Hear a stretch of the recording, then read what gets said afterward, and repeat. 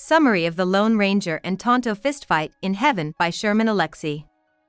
The short story Every Little Hurricane begins. When a storm drops from the sky during a rowdy, drunken, and violent party at Victor's family's hut house, Alexie shows the volatile world of Victor's childhood, which takes place on the Spokane Indian Reservation in 1976. In the short story A Drug Called Tradition, the protagonist, Victor, and his two pals, Junior Politikin and Thomas Builds the Fire, experiment with various psychoactive substances in the hope that they will each have a vision of their own.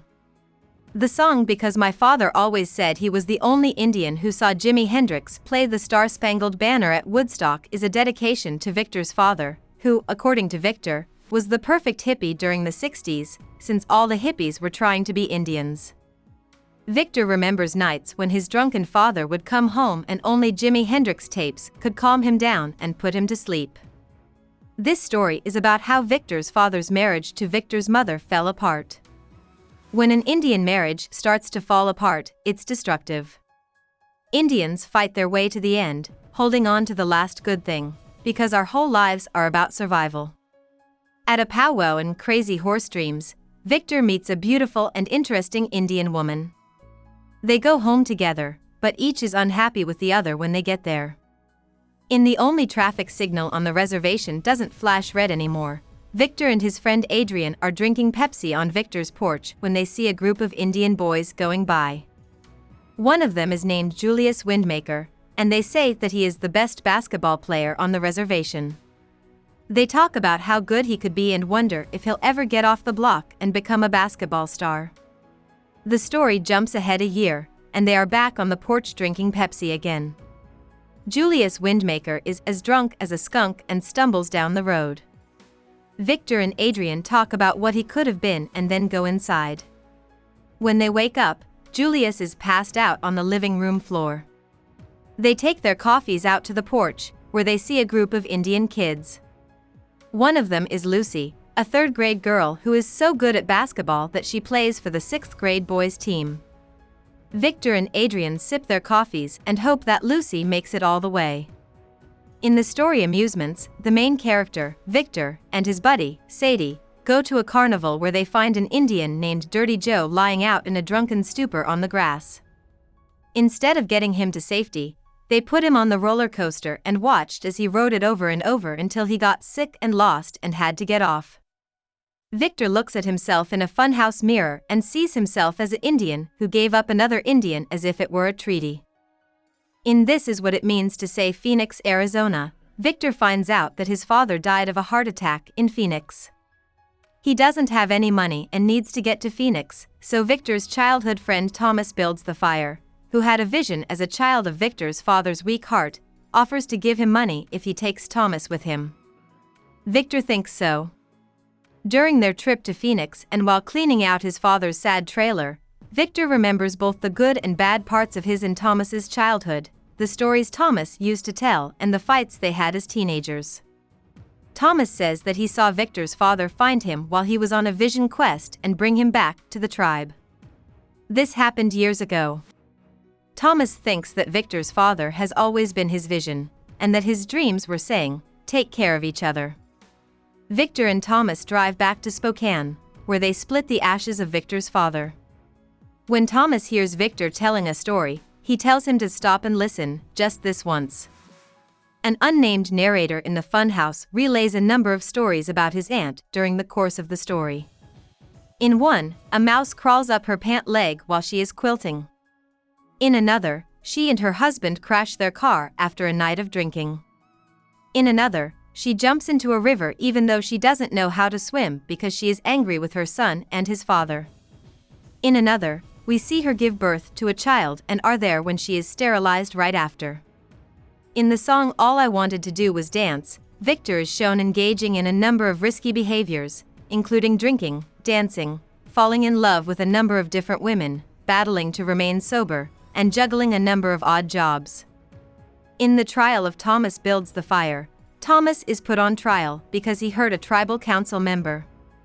In a Kafka-like, dark, dystopian, and confusing trial, Thomas tells a number of his stories, most of which seem to be dreams or visions rather than real events, and then charges himself with a number of false accusations.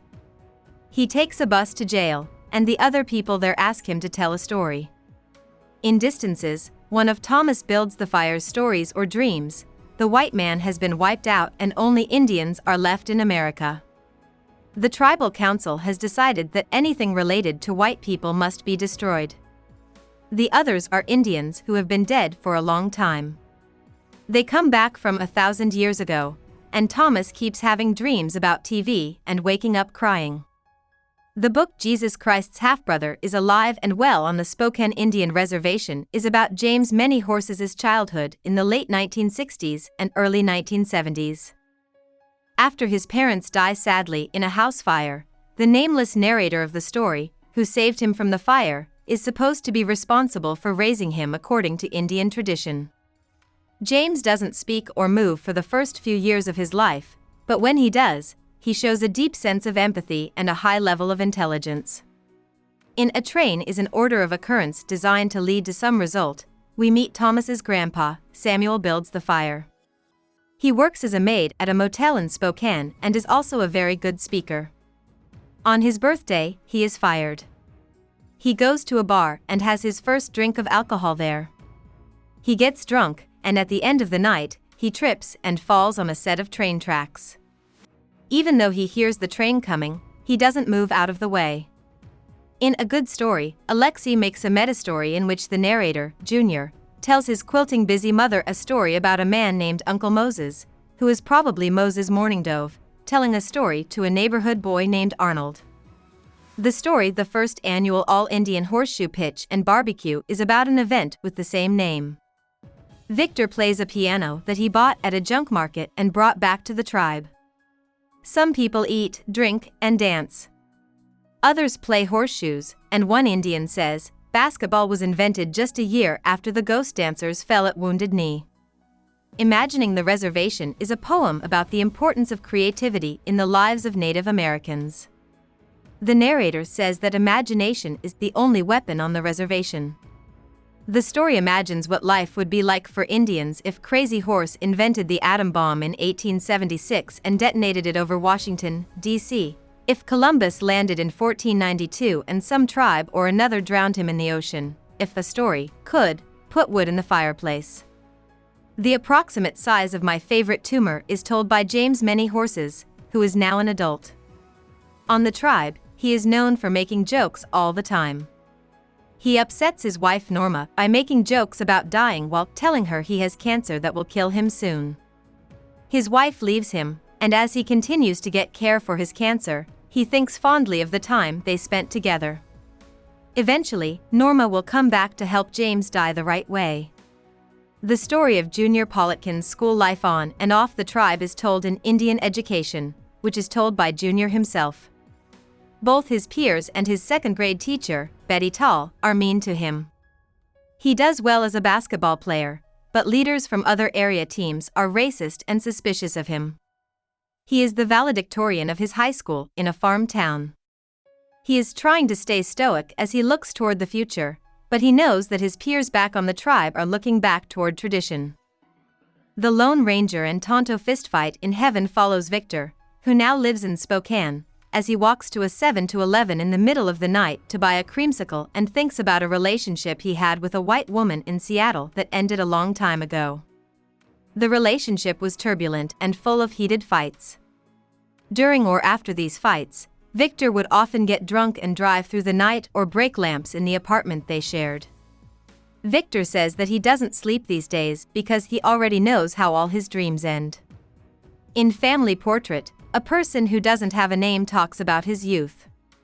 He says that the TV was always too loud and that dinner sounded like Leave Me Alone, and I Love You sounded like Inertia. He thinks about things that may or may not have happened but that his parents and brothers created in their collective imaginations. Jesus, we all just wanted to live, he says to sum up his coming of age and that of his brothers. Somebody Kept Saying Powwow, which is also told by Junior, is about how he became close friends with James Many Horses' wife, Norma. Witnesses, Secret and Not takes place in 1979. The father of the unknown narrator, who is 13 years old, has been called to the Spokane police station to answer questions about the loss of Jerry Vincent 10 years earlier. His father tells the asking officer that he has been called in almost every year to answer the same question over and over again. The officer sends the narrator and his father away. When the narrator and his father get home that night, his family watches as his father sits at the table and cries into his fry bread. In flight, a young Indian man named John sees his brother Joseph coming home from the military over and over again. Joseph was taken prisoner during a routine military operation when he was a jet pilot. John saves money so he can escape the room and dreams of flight. Junior goes to Gonzaga University in Spokane, which is where Junior Politkin's Wild West show takes place. He's the only Native American there. During Christmas break, Junior stays in the dorms instead of going home to the tribe. There, he has a one-night stand with a white woman named Lynn. She gets pregnant, gives birth to a boy, and names him Sean Casey. Lynn's parents refuse to recognize the child's Native American background, but Lynn reads the child books about Indians and lets him talk to Junior over the phone. Junior finally quits school and goes back to the tribe, where he lives with his family, expecting a new and painful sequel to the first act of his life. About the author. Sherman Alexie was born in Spokane, Washington, and grew up on the Spokane Indian Reservation in Welpinit, Washington. He is a member of the Spokane and Coeur d'Alene tribes of the American Indians. He calls himself an urban Indian because he moved to Seattle in 1994. He and his family still live there. Alexie has written 26 books over the course of his long and successful career. He has written poems, novels, collections of short stories, a book for young adults, a picture book, and a biography. He also wrote and co-produced the movie Smoke Signals, which had an all-native cast, crew, and artistic team and was based on some of the stories in The Lone Ranger and Tonto Fistfight in Heaven. Alexie has won the Penn and Faulkner Award for Fiction, for War Dances, in 2010, the Penn and Malamud Award for Short Fiction, in 2001, and the National Book Award for Young People's Literature, for The Absolutely True Diary of a Part-Time Indian, in 2007. Alexie is known for his brutally honest, deeply funny, and sometimes blasphemous writing about the Native American experience and the small American tragedies it contains. Hope we summarized it fully and you liked it.